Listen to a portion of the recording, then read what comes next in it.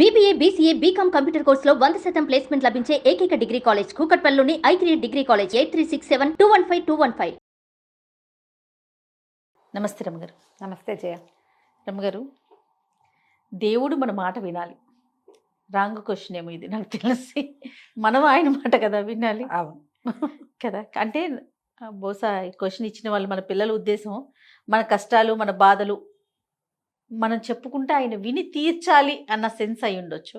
అప్పుడు ఏం చేయాలండి? దేవుడు మన మాట వినాలంటే ఏం చేయాలి? ముందు మనం దేవుడి మాట వినాలి.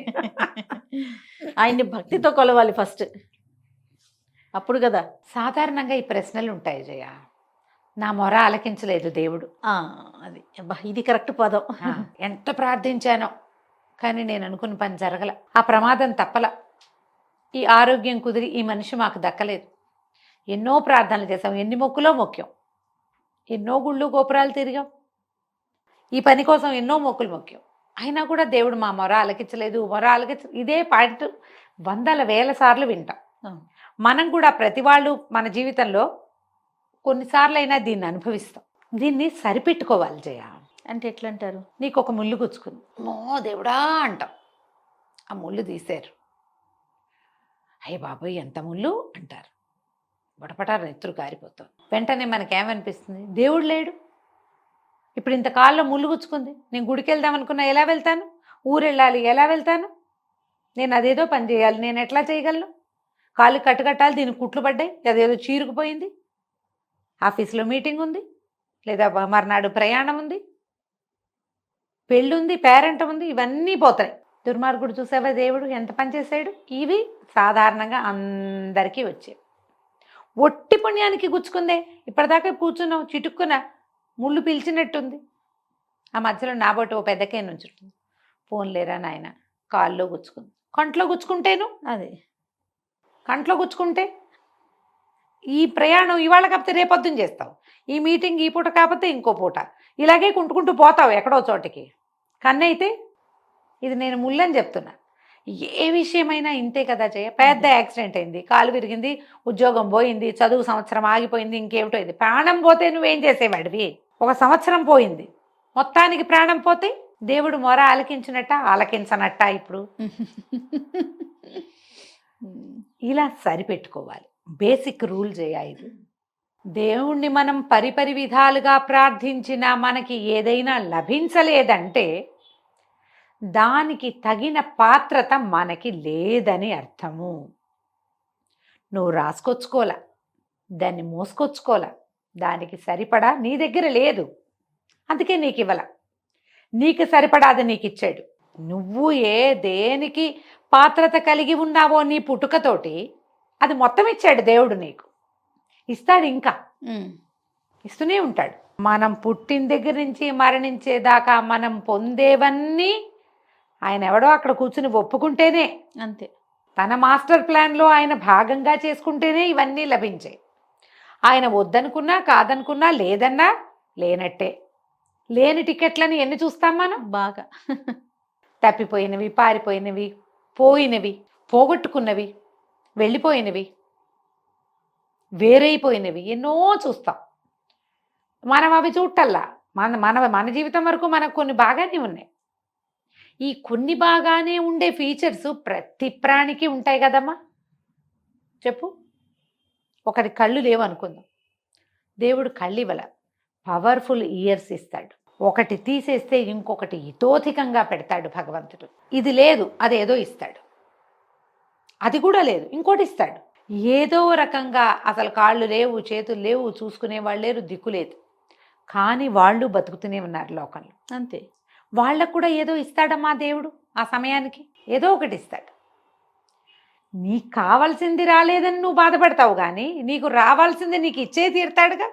ఆయన అడ్డం పడలేడు అసలు. ఇప్పుడు ఆయన కూడా దానికి అడ్డం పడలేడు. నీకు రావాల్సిన దాన్ని భగవంతుడు కూడా ఆపలేడు. ఖచ్చితంగా వచ్చి తీరుతుందా రమ్మగారు? 100%. మంచి అయినా చెడైనా. ఇందులో మనకి రావాల్సిన చెడు, మనం రాసుకొచ్చిన చెడుని తగ్గించుకునే అవకాశం భగవంతుడు ఇస్తాడమ్మా మనకి. అది ఇస్తాడు, చెడుని తగ్గించుకోవచ్చు. అప్పుడప్పుడు భగవంతుడు మన మొర ఆలకిస్తాడు.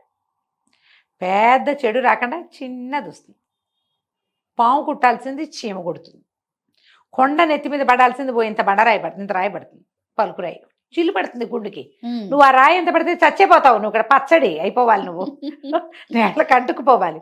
గుండుకు చిల్లు పడి 3 కుట్లో 6 కుట్లో పడతాయి. 3 రోజులు కోమాలో ఉండి 4 రోజులు హాస్పిటల్లో ఉండి తర్వాత ఎప్పుడు బయటకు వస్తాం. బద్దదే పడి ఉంటే. జై హింద్. ఈ మార్పుకి మనం ఏం చెయ్యాలి? ఇది మనం అడగాల్సిన ప్రశ్న. అదే కదా. మన మొర భగవంతుడు ఆలకించాలంటే మనం ఏం చేయాలి? ప్రార్థన, సహాయం, ఈ 2 మార్గాలు. ఏది లభించినా దేవుడా నీ వల్ల ఇది నాకు లభించిందని నమ్మాలి. నువ్వు ఉన్నావని నమ్మాలి. భగవంతుడు అనేవాడు ఒకడున్నాడు. తెల్లవారి నిద్రలేచి ఒక దండం, ఒక ముద్ద అన్నం తింటూ ఒక నమస్కారం, ఓ 10 రూపాయలు వస్తే ఓ నమస్కారం, ఇది అవసరం.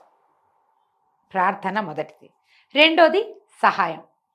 నీ వల్ల అయిన మాట సాయమో, పని సాయమో, డబ్బు సాయమో, చేతి సాయమో ఏదో ఒకటి చెయ్యి. నువ్వు చేసిన సహాయం నీ మీద పడే పెద్ద కొండని ఆపి చిన్న పలుకురాయిని పడేలాగా చేస్తుంది. సాధారణంగా చెప్తారు, ప్రార్థించే పెదవుల కంటే సాయం చేసే చేతులు గొప్పవి. కానీ సాయం చేసే చేతులున్న ప్రతివాడు ప్రార్థించే పెదవిని ఉంచుకుని తీరాలంటాను నేను. ప్రార్థించాలి వాడు. నువ్వు సహాయం చెయ్యి, నేను చెయ్యొద్దంటలేదుగా. దాంతోపాటు ప్రార్థన మాత్రం ఎందుకు చేయకూడదు? నువ్వు అదే కదా, ఒట్టి ప్రార్థన చేసి ఉండిపోవద్దు. ఇది చేసి అది చేయమంటున్నా. సహాయంతో పాటు ప్రార్థన కూడా చెయ్యి. ప్రార్థనతో పాటు సహాయం కూడా చెయ్యాల్సిందే. నువ్వు చేసి తీరాలి సాయం. పెద్ద ప్రార్థన వాళ్ళగా గంటల తరబడి కాకపోతే ఒట్టిగా నామం, దేవుడి నామం, భగవంతుడు ఉన్నాడని నమ్మి ప్రవర్తించు, అది చాలుగా. అప్పుడు నీ మొర ఆలకిస్తాడు దేవుడు. మన మాట వింటాడు. విని వస్తాడో ఎవరినైనా పంపిస్తాడు, ఏదైనా ఒక సహాయం అందేలాగా చేస్తాడు. మనకు అది ఇంపార్టెంట్ కదా జయ? మరి అదే ఇంపార్టెంట్ రమ్మగారు. ఎక్కడికో వెళ్తాం, ఏముండదు, ఏ అవకాశము ఉండదు. ఎవరు మన భాష కూడా కాదు, వాళ్ళు దారి చూపిస్తారు మనకి. మనం ఏదో భాషలో అడుగుతాం, వాడికి ఇంకో భాషలో అర్థమవుతుంది. ఊరి పేరు ఒకటే తెలుస్తుంది, వాడికి రైట్ టర్ను లెఫ్ట్ టర్ను చెప్తాడు, ముందుకెళ్ళమంటాడు. భగవంతుడు. లేకపోతే గోతులో పడతాం మనం.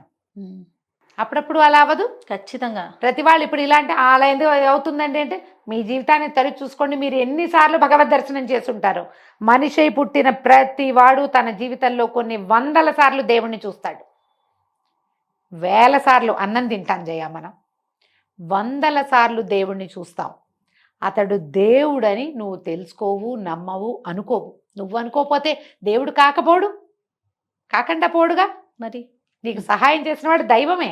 ఖచ్చితంగా ఆ స్వరూపం అది కాదు. నువ్వేదో రూపం ఊహిస్తావు, చతుర్భుజుడైన నారాయణమూర్తిని. అలా కనపడ్డు. నీ అందరికీ కనపడ్డానికి నుంచో లేదా ఆయన అందులో. అలాగా మనందరికీ కనపడ్డానికి కాదు. నీకు కావాల్సిన సాయం అది చేస్తాడు. వాడు ఒక గుడ్డి బిచ్చగాడు కూడా కావచ్చు, దారిపోయే వాళ్ళు ఎవరో కావచ్చు, ముక్కు మొహం తెలియని వాళ్ళు కావచ్చు, ఎవరైనా కావచ్చు కదా. వాళ్ళెవరో మనకు తెలియదు, పనిచేసి వెళ్ళిపోతారు.